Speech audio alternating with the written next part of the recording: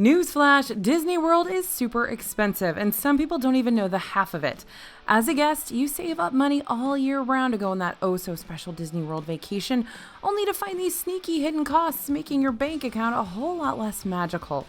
If you're not expecting these added costs, they will definitely be an unpleasant surprise when they appear on your post-vacation tab.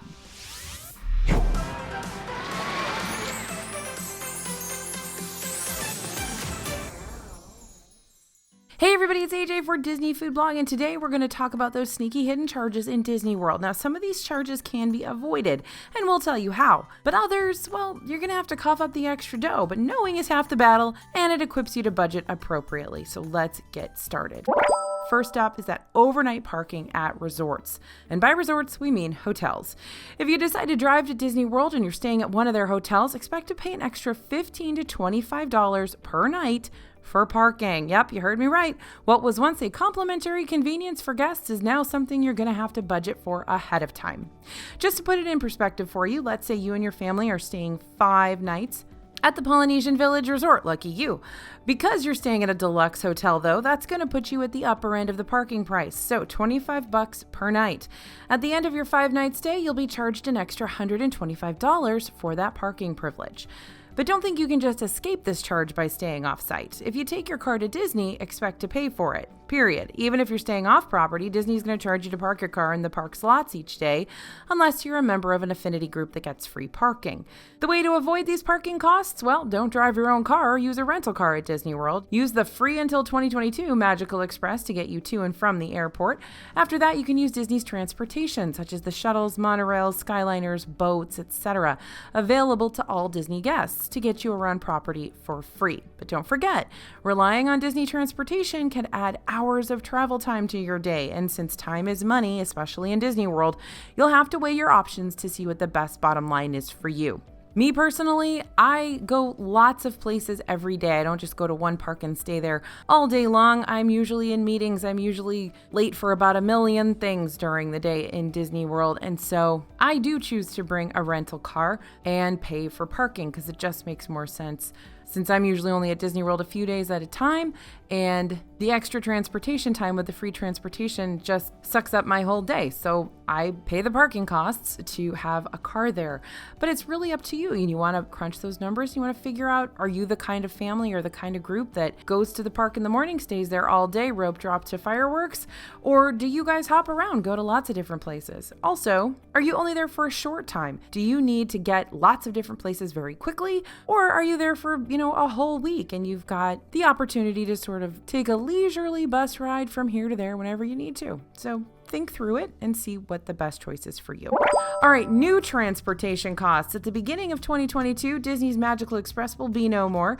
Instead, you'll be able to take a new shuttle service to and from the Orlando International Airport called Mears Connect. Mears, by the way, is the same company that ran Magical Express, so it's basically the same service, but starting in January, it won't be free anymore. Prices were recently released for Mears Connect. Standard service, which is listed on the website as being a shared service with large vehicles and monitored wait times, that's basically Magical Express, will be $16 each way for adults and $13.50 for kids. Now, Mears Connect used to also have a premium service listed on their website, but it appears the premium service has disappeared and been replaced with something called Express Service. But the description of this service is still the same. This one will provide you with limited wait times and direct service, which I'm assuming means no additional stops along the way to drop people off at their hotels before you get to yours. Prices for this service are $200 for a round trip for 4 passengers and $55 for each additional passenger. So you can break that down to about $50 per person generally. So in the future, will there be a way to avoid hidden prices from the airport to Disney and back again? Not unless you know someone who lives in Orlando who wants to be your personal chauffeur. And also on the docket as airport transportation to Disney is the Brightline high-speed train, slated to open in about 5 years. Brightline's going to transport guests between Orlando International Airport and Disney Springs, according to current plans. It will also have a price tag, but we don't have an estimate on that yet. Other transportation options that aren't new but will cost you include ride-sharing to and from the airport, that car rental option, and possibly the return of minivans, which are Disney's exclusive ride-sharing option. So at this point, starting in January 2022, no matter what, you're going to pay to get to and from the airport. So that's definitely something you want to work into your plans. Okay, number 3 on our list is $100 authorization hold and tourist tax. All right, I know you just got so bored when I said that, but this is something you need to know about. It's a big truth bomb. When you book a room at a Disney hotel, they may put a $100 hold on your credit card on top of what you already owe for the room, along with any other outstanding expenses. This $100 hold is for incidental expenses, basically anything you'd buy and charge to your room, like room service, upgraded Wi-Fi, or any other charges you haven't already paid ahead of time. Now, don't panic if you see this hefty added fee. Think of this like a deposit you'd put down for an event space. If you don't charge anything to your room, you'll get the $100 back after your stay. But it can be scary to see that $100 charge you weren't expecting. So be prepared for that. And again, if you don't use it or don't charge anything to your room, then you'll get that $100 back. It's just a hold so that Disney can guarantee you have that money available if you do charge something. Now, let's talk next about tourist taxes for out-of-state residents. This is going to bump up that final total for your hotel. You're going to see a certain price listed on the Disney World website that's going to say, this is how much it's going to cost you to stay in this room for a night. And then when you actually pay for it, it's going to cost you a bunch more. And here's why. Let's say you're staying at Disney's Art of Animation for $284 per night. $284 is the price tag you're seeing on the website when you book. Now, Orange County accommodation tax, that's going to add an extra $1.42 per night for your stay. No big, right? Orange County tourist development tax, that's going to add $17.04 per night for your stay. Okay, it's getting a little pricey. We're staying multiple nights. And last but not least, the Florida State accommodation tax is going to tack on $15.24 per night for your stay. So you're actually looking at paying around an extra $34 per night on top of what Disney is listing on their website as the price tag for your hotel. So that can be serious business, $34 per night. And remember, if you're staying in a more expensive hotel, it's going to cost you more per night for all those taxes. So when you're making your budgeting plans for your hotel, don't just look at the price listed. Think about all of those taxes and fees that are going to be added on. That's pretty common for hotels. I'm sure you've experienced it before. But when you're trying to budget out your trip, sometimes that's something that you don't see until the very end of your trip. You don't see kind of all those taxes added on. And it's also in small print when you book your hotel. So it's, not something they really kind of highlight for you. So in order to offset some of those costs, take advantage of booking Disney hotels with discounts, and that will help take the extra sting off of those prices. Currently, Disney World's having a summer deal that's going to last until September 29th, where you can save up to 25% on your resort stay. And FYI, Disney's usually always running some sort of a hotel deal. We've talked about this on the channel before, but we haven't talked about it for a while. There's a special offers link at the bottom of the Disney World website. If you go click on that, that'll tell you all the special offers and hotel discounts that you're eligible for right now. And they're always running something. You should never pay rack rate for your hotel. They've always got something going on. So go check that out and make sure you take advantage of it. Also, just a couple of little extra things to be aware of. Disney World Premier Visa card holders can earn a $300 statement credit after spending $1,000 on purchases in the first 3 months from opening your account. So if you decide to use your card for your hotel stay, then you've got some money that you can also use to, probably hand right back to Disney, let's be honest. If you're a U.S. military member, make sure to check Disney World's website for special discounts on your resort stay and park tickets. The most recent discounted deals are good until December 17th. So that special offers tab is going to help you out a lot to find out how you can sort of mitigate those added taxes and fees, the extra charges that you're going to get on your hotel, even if you book with a discount, but at least that discount offsets. Hope that all makes sense.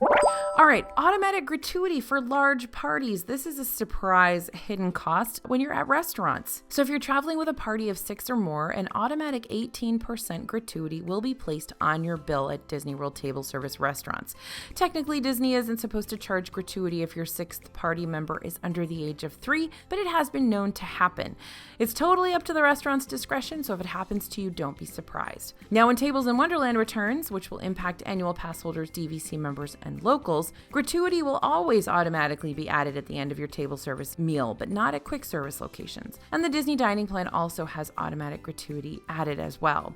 Did your server do an outstanding job and you want to show your appreciation beyond the 18%? You can always increase that amount, just just let your server know. I'm sure they'll be very appreciative. But don't be surprised when that automatic 18% gratuity is tacked onto your restaurant bill if you fit any of these particular groups. And be sure to check your restaurant bill to see if an automatic gratuity has been added, because sometimes the server doesn't tell you that it's already been added, and then you end up giving a 20% gratuity or whatever your standard is on top of that 18% gratuity without even knowing that you've now essentially been charged twice for tip. So definitely look at the bill, see what you're being charged for, and look to see if a gratuity's already been added. All right, cancellation and no-show fees. Change your mind about your Disney plans? This is going to cost you. If you need to make a resort cancellation, the Disney World website requests that you cancel 30 days out to receive your full refund.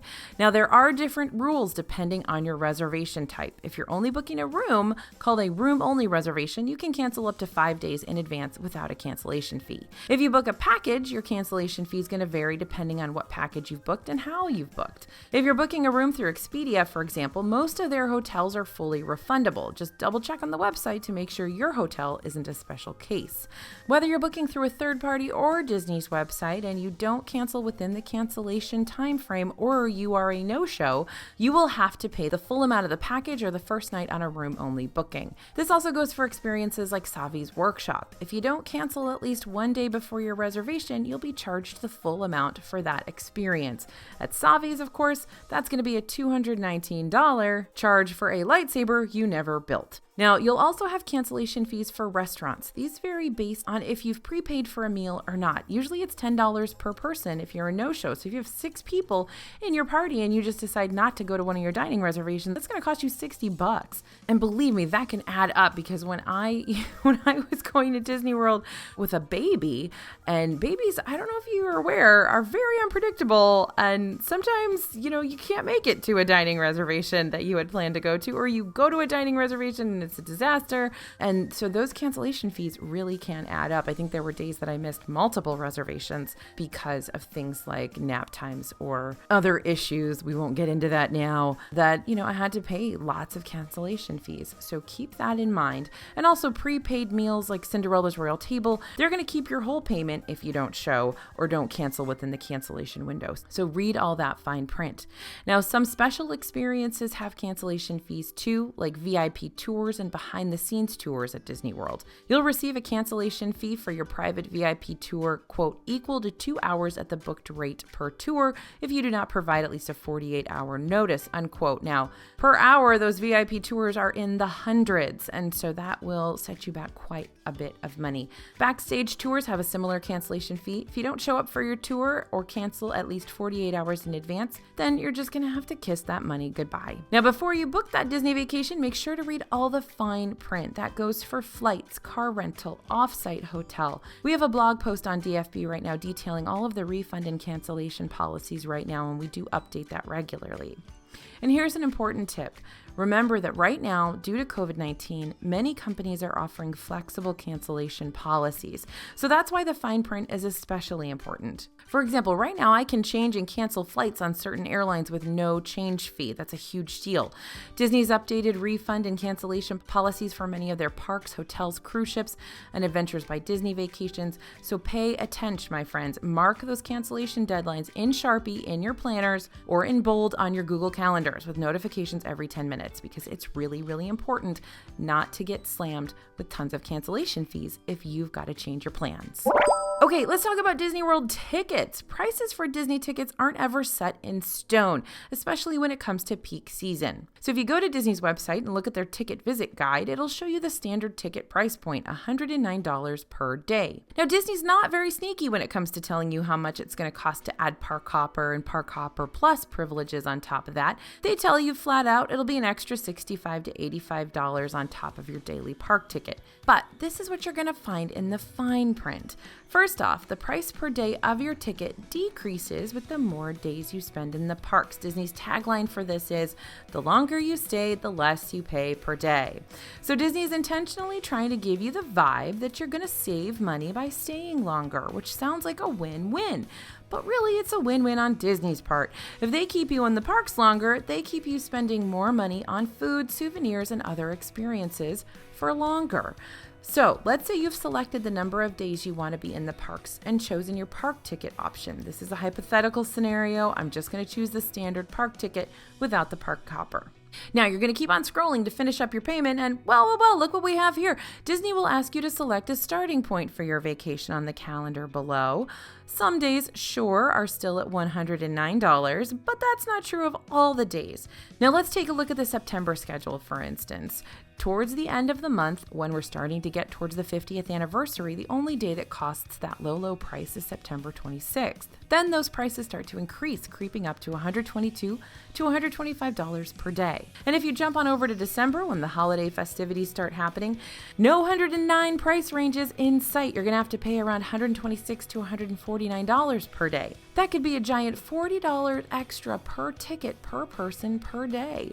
On the other hand, there are select days that will cost less than what's listed initially. These prices can be found early in September, and they're going to range from paying $106 to $108 per day instead. Not a huge savings, but hey, it's better than paying $40 extra.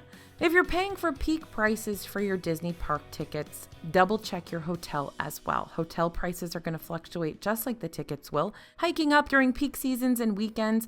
And don't get us started on surge pricing for food. Character meals have been known to bump up pricing during busy seasons as well. So there are a whole bunch of hidden price increases that you may not know anything about because, of course, Disney is advertising that $109 price. They're not really talking about all of the surge pricing and the changes based on the popularity of the time frame that you're going. So be sure to check that out. That money adds up big time.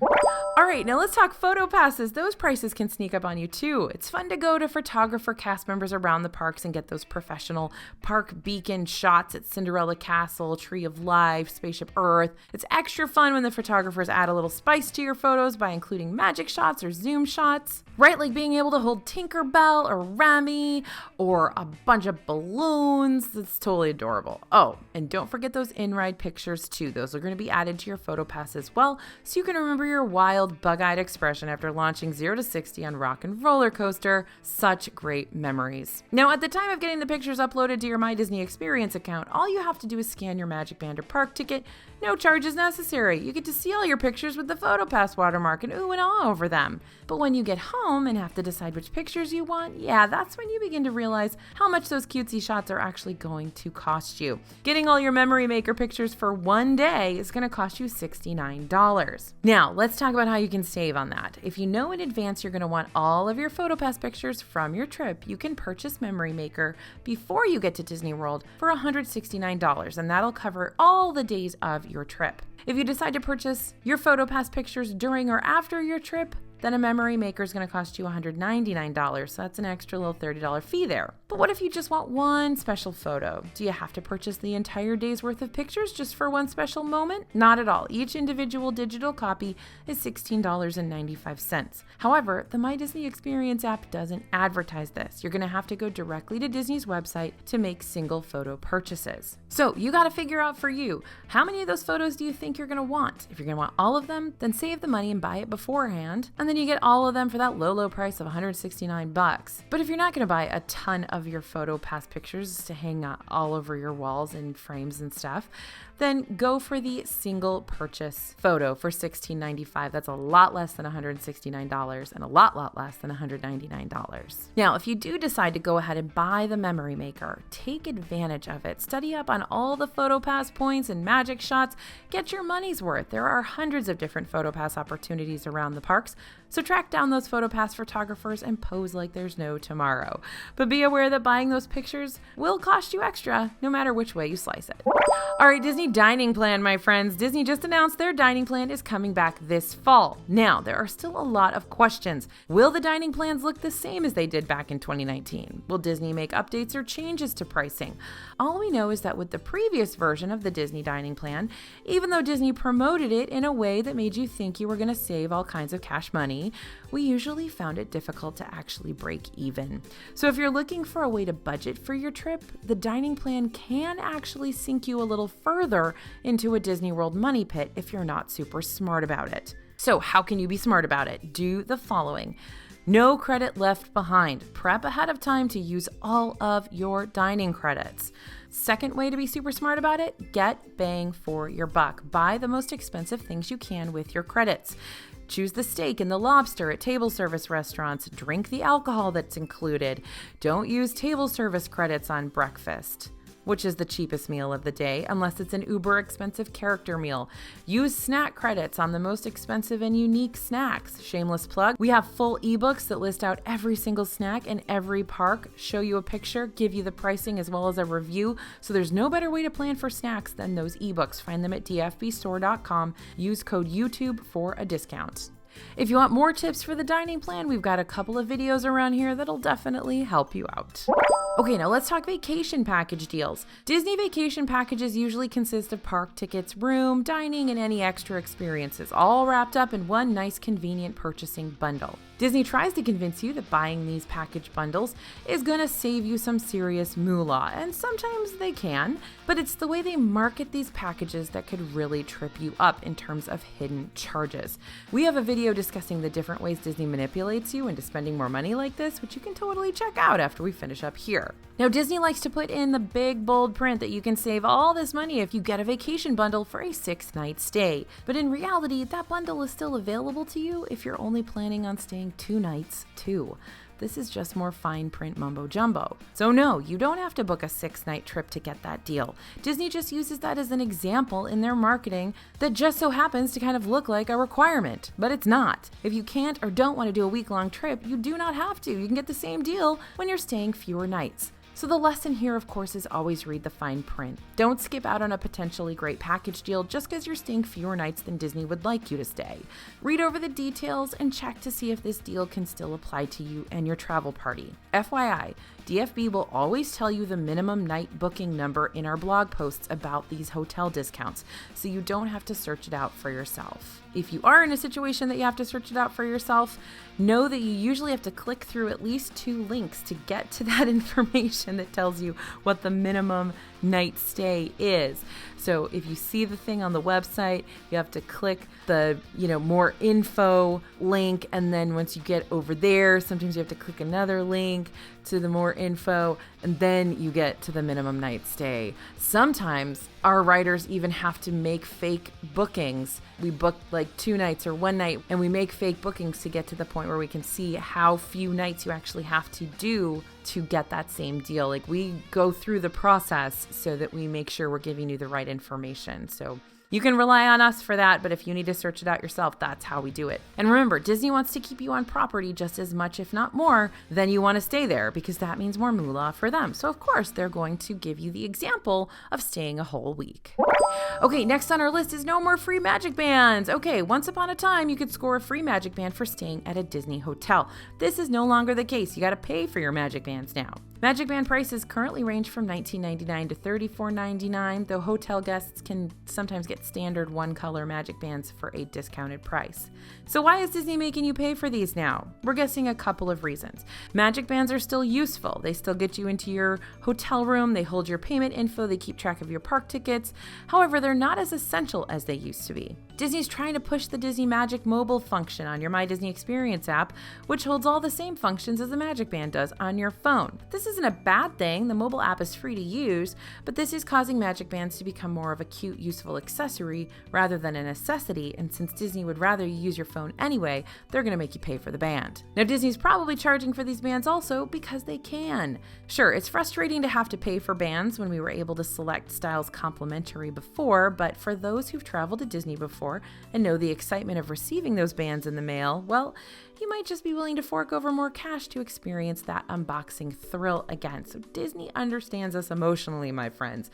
They know what makes us tick. But yeah, you gotta add that to your budgeting now. MagicBands are not free any longer, and if you want to use them, you're gonna have to buy them. But a bonus positive piece of news, you can use old MagicBands. So if you already have MagicBands that you know and love, just use those. They're already linked to your account, so they're gonna open any hotel doors or pay for anything you want to pay for in the parks, as long as they're linked to your account. Okay, and the last one we're going to talk about here, hidden charges on your Disney World bill.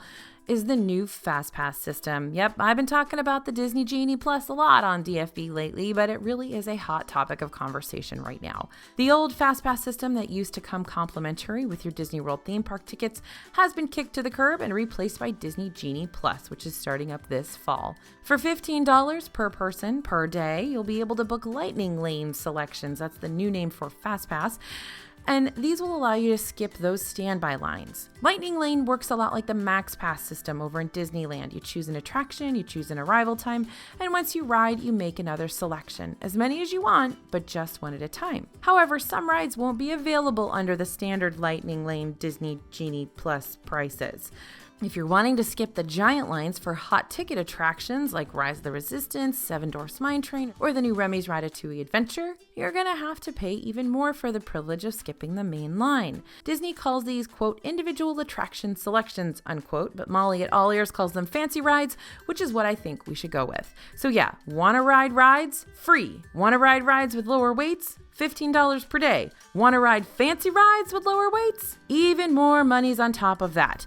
Disney hasn't announced yet how much those fancy rides are going to cost us, but prices will be based on ride popularity and park attendance. So Disneyland Paris just implemented a similar system. Going off that general pricing, you could be shelling out an extra $20 to $25 per person per ride. Yep, that's closing in on $100 for your family of 4 to ride one ride without waiting in the standby line. So when Disney Genie Plus launches, expect some new line items to show up on your Disney budget that were definitely not there before.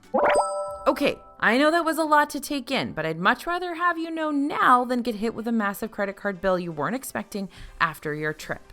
When you're ready to forgive me for this video, you can just let me know. Now for the good news. Around here, we're in the business of helping you save as much as you can as you prep for and experience your Disney vacation. We write blog posts about ways to save, put out the alerts on discounts, and even write posts reminding you when a discount is about to end so you can take advantage of it before it's gone. For real, we write them every month. We also let you know the cheapest days to go to Disney World and give you the brass tacks on how much it's going to cost you to go to Disney World at certain times of the year.